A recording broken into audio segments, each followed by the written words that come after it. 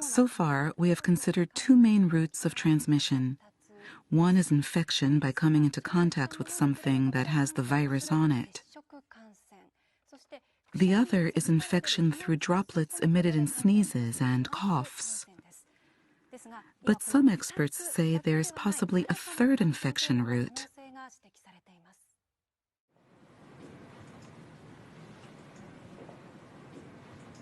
Experts are now looking at this new infection mechanism as the key to preventing the further spread of the virus.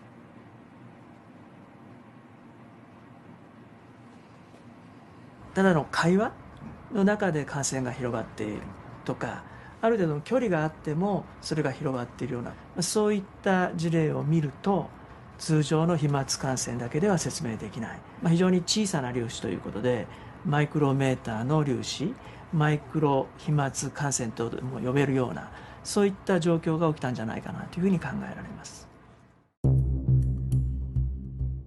So how does this take place? NHK is conducting an experiment with a group of researchers. はい、レーザーください。 The team will track particles in the air using laser beams and a high-sensitivity camera. This technology allows us to detect droplets as small as 0.1 micrometers wide. The experiment starts. First, sneezing.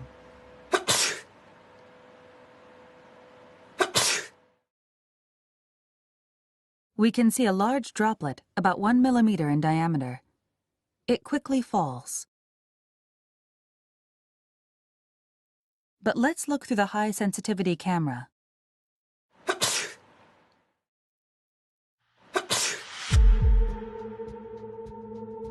We can see small particles that seem to glitter floating through the air.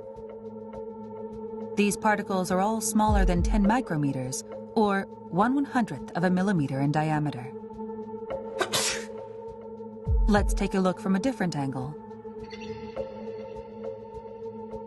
They're small and light. You can see them drifting through the air. These are microdroplets.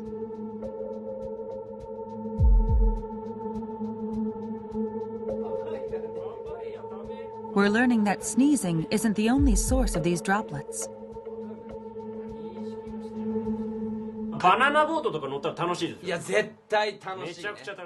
We ran the same experiment on a close-range conversation. People generate a lot of microdroplets when they talk loudly.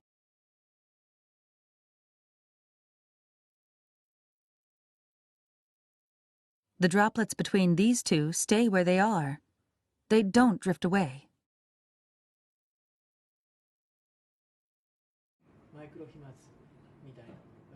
It's not yet known what volume of microdroplets leads to infection. But Tateda says we can't rule out the possibility that microdroplets have spread the virus to some extent. そのマイクロ飛沫、小さな粒子の中にもたくさんのですね、生きたウイルスがいて、大きな声での会話、あるいは激しい息遣い、そういった中でですね、このマイクロ飛沫ができて、それが近くの人、その人が吸い込むことによって感染が広がる、そういったリスクが見えてきたものと思います。The risk of infection through microdroplets becomes even greater in a closed space with poor ventilation.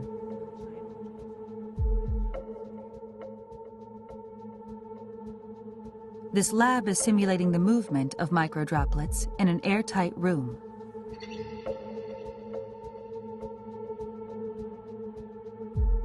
About 10 people in an enclosed space the size of a classroom. A person coughs once and spreads about 100,000 droplets.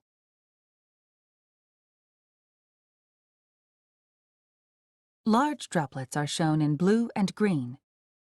Most of these fall to the ground within 1 minute. But the microdroplets, shown in red, continue to drift.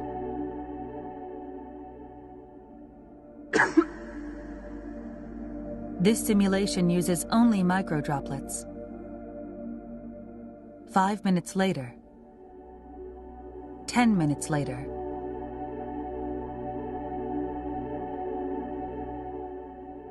"20 minutes later." The microdroplets are still floating in place. 空気がよどんでいると、つまり空気の流れがないということで、マイクロ飛沫そのものは、落ちたり、違う場所に動くことができませんので、長時間その場所にとどまるっていうことになります。But there is a way to prevent this stagnation of microdroplets.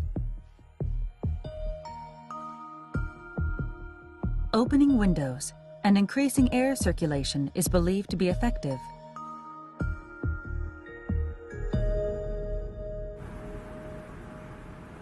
When you open a window,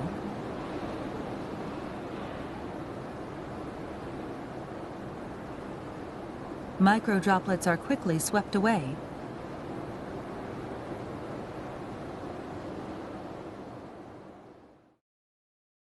They're very small and light, so any airflow will get rid of them.